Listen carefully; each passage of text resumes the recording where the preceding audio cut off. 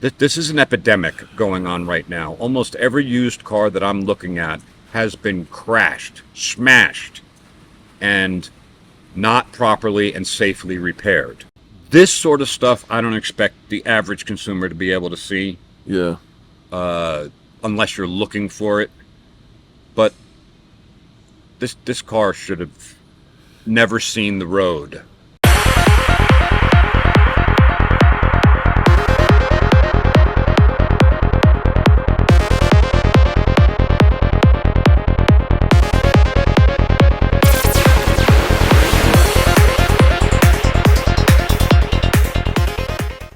Hello, everybody, and welcome back to another episode of the Airing of Grievances. It's very nice to have you along with us. My name is Eric Reamer. That's Robert Grieve. And as always, we're so happy that you've taken time out of your day to join us for ours. If you're watching this for the very first time, joining the channel for the very first time, I think you're going to like it. Look around after we get done with this video and see all the others that we've made. There's 121 other episodes, Rob. And so hang out with us there. Second of all, if you're part of our regular family, come join us every Saturday morning. We love having you here. Chat with us live during the premiere. That's the first run of this every Saturday morning at 9:30 a.m. in the Mountain Standard Time. And with that being said, Rob, happy Saturday to you. To you, my dear friends. Thanks for tuning in, and happy Saturday to you. Absolutely. All right, so Rob, we have an interesting case study story, and buyer beware. Yeah. And we're going to start this off by telling you this is one you're going to want to watch all the way to the end, because at the end we're going to give you the why behind the whole thing, and it's something you don't want to miss, because it's something that affects every single one of us if you've ever purchased a used car. Yeah, the used car market is a wild west right now. Whew. Wow. And it doesn't get much wilder than the car in question today. Rob, yeah, show us what we're looking at. So we had this 19 Subaru that we were asked to take a peek at. Okay. And make sure that it's in good order. All right. And we're going to go through this, but if you're buying a used car, have somebody that you trust take a look at it for you if you're not real mechanically involved. But we're going to make this simple for you, because there's certain things by just opening the hood that you can see. But some of it starts on the outside. Sure. Which should give you pause, or make you take pause for a moment, say, something's not right. Maybe a different car. Yeah. Maybe a different car. All right, so we start our story with the case of this Subaru. Yep. And we're going to look at a video of the outside. Now, I'll be honest with you, the first time I looked at this video, nothing jumped out at me. But when you run it the second time and you know what to look for, you might see what I saw. Yeah. Or if you're me, you notice it from 10 blocks away. Well, yeah, you have the razor eye. All right, you don't need a razor eye for this. But let's see. Let's go to the video, and we're going to play it once, and then I'll tell you what I'm looking at, and we'll play it one more time. It's only 10 seconds. Okay. So here we go. Kind of shiny. It looks like it's all together. Looks like it's pretty decent. For you professionals out there, you already know what I'm talking about. But yeah, for those of you who are like me, you go, well, okay, I don't see any noticeable crinkles in the metal or anything like that. So, what do you see? Let's play it again. We're going to play it again, but what I want you to focus on is the color of the paint between the fender and the door. Okay. On both sides. All right. So they painted just the front of the car. Yeah. Didn't blend into the doors, which would make it less noticeable. Not to mention the paintwork itself is terrific. Just for reference, here at Nylund's, we would never just paint a door and not blend into, or a fender, No. and not blend into the next panel. You have to paint the adjacent panel. Yeah. So let's watch it again. Pay close attention to the fender and the door. It should pop out at you pretty easily. Yeah, So- there it is. That's two different colors. Yeah. So the car's a great deal. Okay? They're offering you it's like half price or whatever. Oh. And you don't care that the color doesn't match like that. It's just a daily driver or airport driver or whatever you know. It's not important to you that the color doesn't match. Okay. All right? It's an indicator though. Yeah, It's an indicator that if the poor workmanship looks like this is the result of poor workmanship, Yeah. what else might be wrong with this vehicle? Yeah. So, and why did all that stuff need to be painted? So, it's important when you're looking at used cars to focus on some things that we're gonna just show you real quick. Okay. So, looking at the bumper, that looks like water running down. No, that's a run in the clear. And again, if you're going to leave a run in the clear and not take care of it, well, and that's stuff that you see from the outside. What Yeah. about the stuff from the inside? Sure. So let's take a moment. First, you can see that the headlight Yeah. and the bumper don't line up on the passenger side. No, it's That's not. also an indicator that what they are attached to is probably not in the right place. That could be significant. Okay. That could be significant. We haven't even opened the hood yet. No. We haven't even opened the hood. Just walking around the car, you see items like this, Yep. slow down. Okay. Slow down a little bit. Okay, here we go. We open the hood. Yeah. There it is. Looks like just like anything else. Does it? To most people. Yeah. To most people. Because I'm how many interested. people actually open their hood and look at it? We send it out to get serviced. They open the hood and look at it. You Yeah, know, unless yeah. you got to put washer fluid in or something, people rarely open up their hood and go, "Wow, look how beautiful that is." I'm No. dying to know what does it look like to you? Well, this is what it looks like to me. Holy cow! What is going on there? So we're going to talk about each one of these arrows and why it's important. And notice that we're not taking anything apart here. All you have to do is open the hood and examine with your own eyes inconsistencies. So Wow. let's walk through it. Start with the hood. Let's start with the hood. And the hood is an aftermarket hood. Yeah. And we can tell that because of some of the labels on there. It doesn't have factory seam sealer. It is black underneath, it's not and painted. it should be painted the same color as the car, just a flat color. But we have this warning sticker Yeah. that's on the hood. Looks very serious. And this, I Can I read it? you have to. Okay. All right. Warning. Before installing this replacement hood, must confirm the original hood supports can support at least 25 kilograms, or the original hood supports must be removed and replaced with heavy-duty hood supports that can support at least 25 kilograms. Danger. Danger, Will Robinson for you old folks. Failure to follow the manufacturer's instructions, or failure to remove the original hood supports for the proper installation of the appropriate heavy-duty hood supports before installing the replacement hood can result in the replacement hood collapsing or falling unexpectedly and without warning, resulting in possible serious injury to fingers, hands, arms, shoulders, neck, back, or head and shoulders, knees, and toes. Yeah. Wow. Okay, first of all, All things are possible. All things are possible.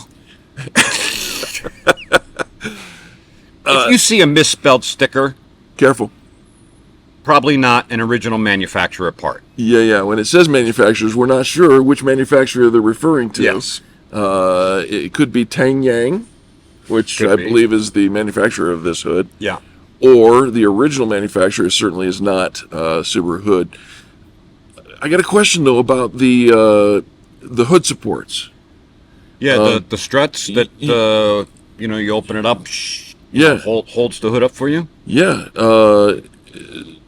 So did we have to replace the struts on this one? What? It's got a prop rod. It doesn't have struts. So this warning is ignorant of the fact that it's going on this car that doesn't have struts. So a couple of things to note here. Wow. It's What does a strut look like? that's what a strut looks like.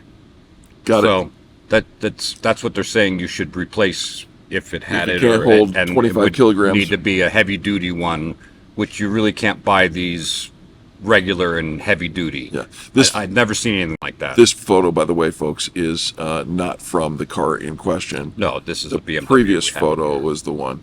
So let's go back to that previous photo real Yeah, quick. I want to talk about this hood. This hood is, and they're putting the warning on there because the hood is heavy. Yeah. And they mentioned that it's a heavy duty hood. Right. It's an aftermarket hood, Yeah. and it's a heavy duty hood. Yep. It is not the right hood for this vehicle. It fits this vehicle Ish. for the most part, but this hood from the factory was aluminum. This is steel. So Yeah. again, these aftermarket parts that we're putting on cars, not us, Right. but shops, this hood is not going to fold the same way the original hood was designed to fold. So that's an important distinction. that could become dangerous. It could become dangerous. Where the hood could, There's so many different things. I mean, depending on the hinges, if they're aftermarket as well, maybe they're not going to hold this hood in another front end crash and it's going to go through the windshield. that's all we needed to say. So, I mean, it's possible. Yeah. It's possible. Okay. So, let's continue looking underneath the hood. Okay. Without taking anything apart, this radiator support, the black piece here, Yeah. has been welded onto the upper rail. Right. And you can look further down, you can see another weld Yeah. where they've welded it together. I'm not going to make a big... I mean, there's so much to talk about. There isn't enough time just on this. Okay. Those are horrific welds. Yeah. Even if you were going to leave them there, which you shouldn't, they needed to be ground down, primed, and painted. Yeah, and this radiator support should have been painted the color of the car. It appears to me that rust has already started. Yes. Yes. So let's look at the other side. And notice that's right next to the battery. Yes. So let's look at the other side. Well, there it is again. Same thing on the other side. So they replaced that whole radiator support Yeah. and welded it in very poorly. Yep. And didn't paint it. Didn't paint it, didn't prime it. So this thing is going to rust. The attaching spots are already rusting. And that causes compromise to the structural integrity. Of course it does. Okay. And attached to this panel are your airbag sensors Is that what that thing is in the middle there? with the yellow. Yep. Okay. Wow. It could impact the timing of airbags Yes. if that support is in the wrong place, not welded in properly, corrosion is weakening it, all sorts of things. Sure. Bad. So if you see those kind of welds, just stop looking right then, even if you only see one of them. Just stop looking at that car and Yeah. move on. It's not safe. These are brackets that the fender attaches to. Yeah. And again, you can see the poor welds, the poor car, and the poor welds. Yeah.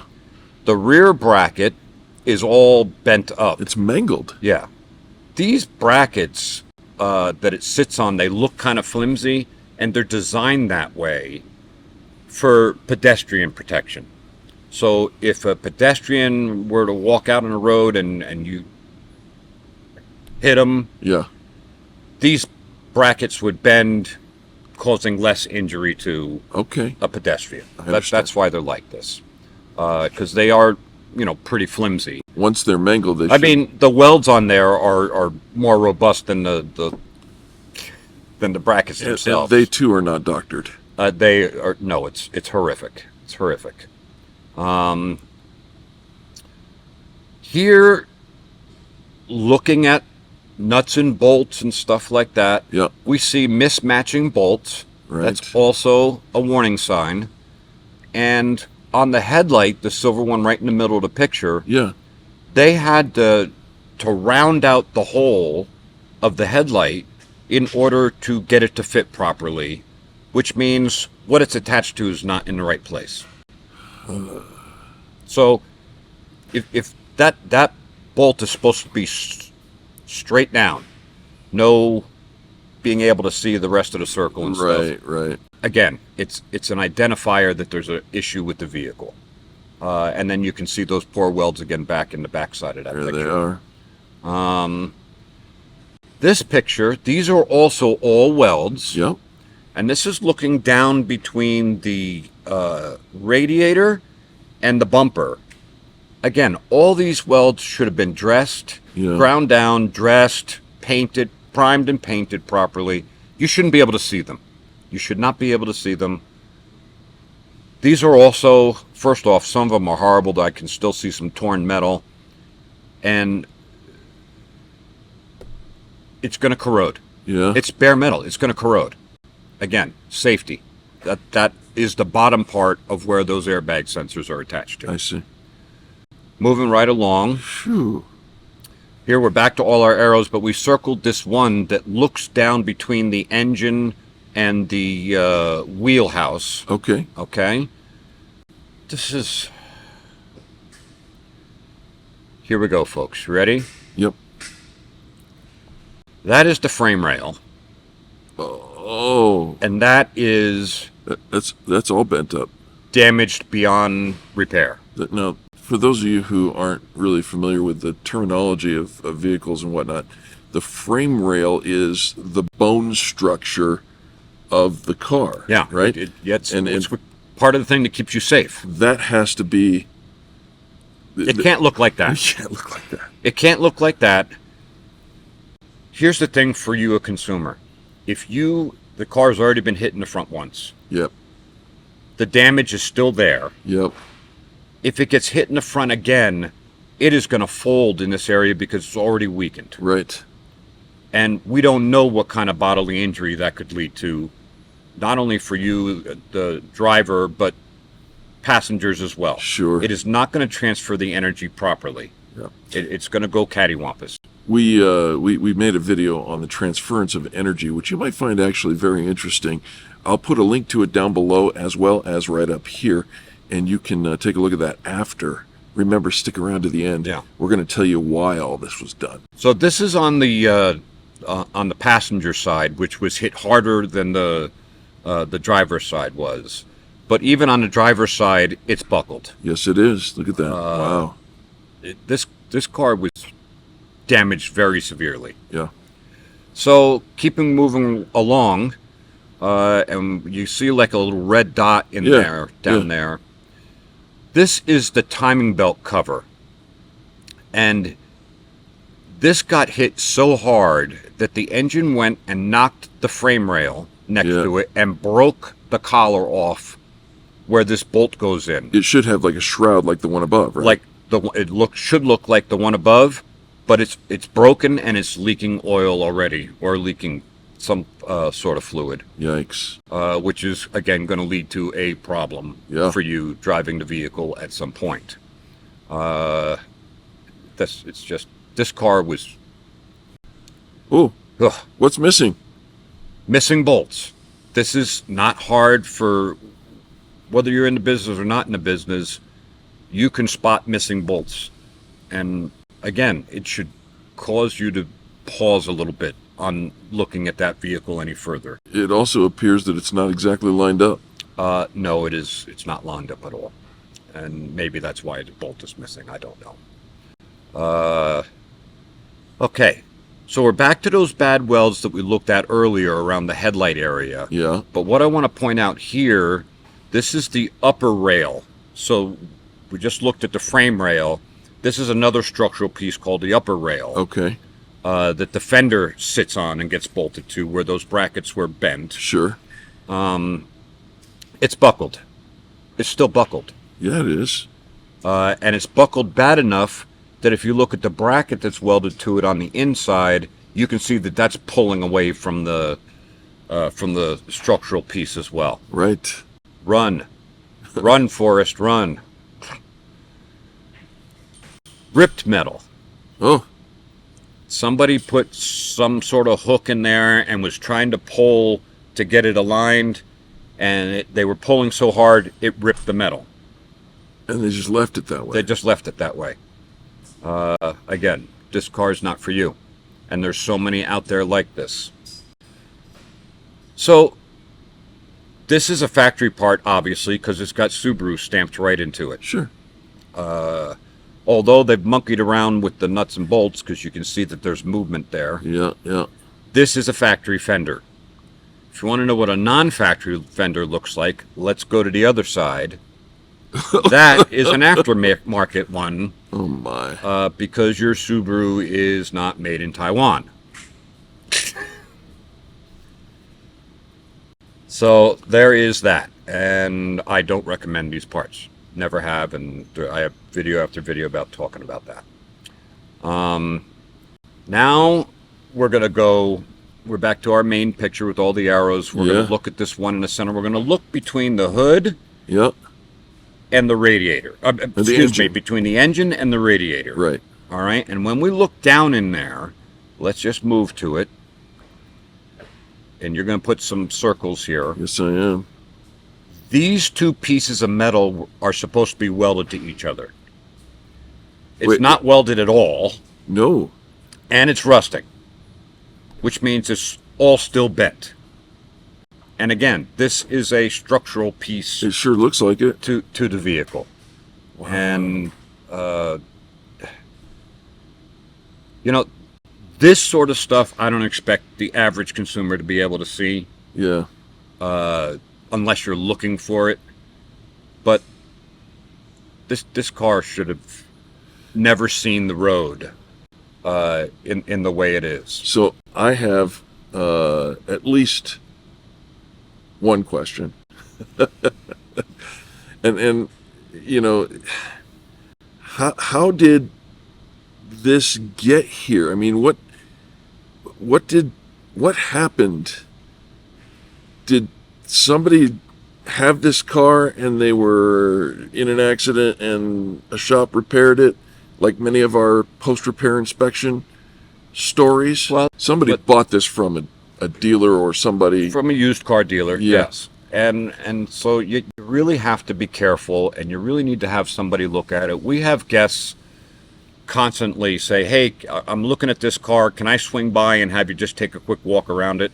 Of course. We're happy to do that. But what's going on today is used vehicle, and it has been for the last 2 years, it's pandemic stuff. Let's talk about pandemic. This is the why. This is the why. This is the why this is going on today. All right.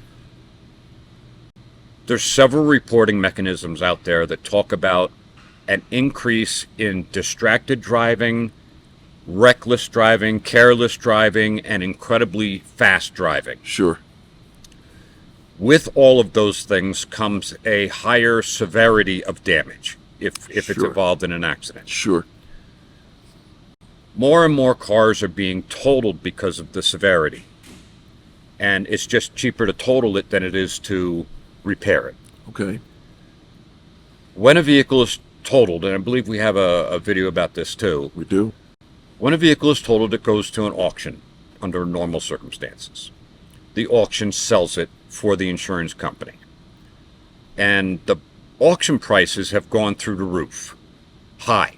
So the insurance companies are getting a lot of money on these cars that are getting totaled. Okay. And here's the why. It used to be it goes to the auction, and a salvage yard would purchase it and sell the good parts left off the vehicle, and then crush the rest of the vehicle. Right. So it's got a good engine. Let's sell the engine. It's got a good trans, got some good doors, got a good trunk, bumper, blah, blah, blah. Yep. We're going to sell all those things, and when we're done and we just have the carcass, we're going to crush it, and that's it. Problem goes away. Right. But today, because of the used car market prices, dealers and body shops are purchasing these cars, and the salvage yards aren't getting them because the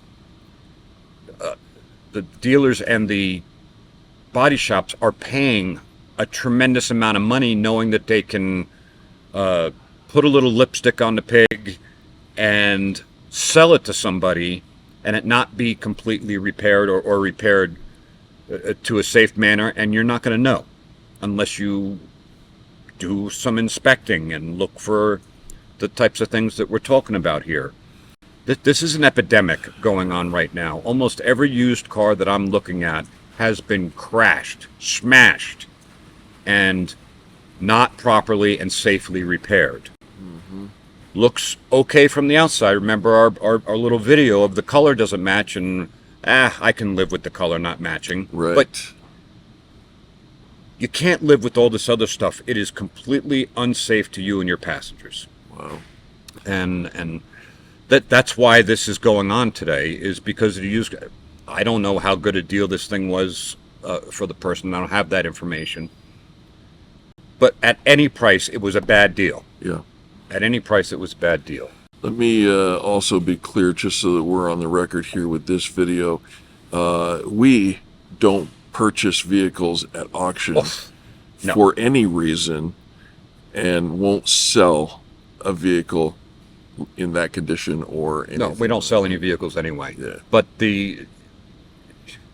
no, we don't do that. Well, this is a compelling story, and it's compelling because anybody who is trying to purchase a used car, you've got to do your homework. Yeah, and you know, like the original picture, and I'll throw that up here at the end, there are 12 arrows on that. And I think we're missing a couple. I think we probably are, because some of them can't be seen. But I'm telling you, folks, red flags all over the place. Have somebody you trust take a look at it.